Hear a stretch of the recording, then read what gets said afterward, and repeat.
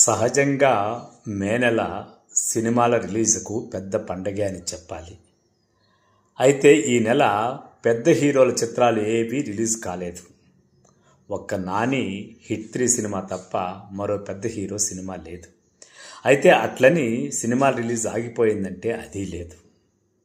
Single, Bhairavam, వైభవం, షష్టిపూర్తి ఇలా అన్ని రకాల జోనర్లో రిలీజ్ అయినటువంటి సినిమాలు మే నెలలో థియేటర్లో హల్చల్ చేశాయి.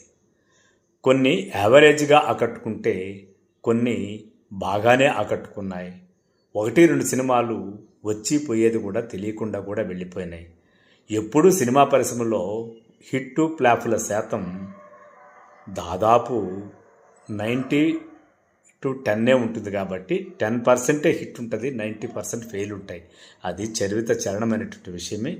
అయినా ఈసారి సీనియర్ నటుడు షష్టిపూర్తి అనే సినిమాతో మళ్ళీ తన యొక్క నట విశ్వరూపాన్ని చూపించాడు.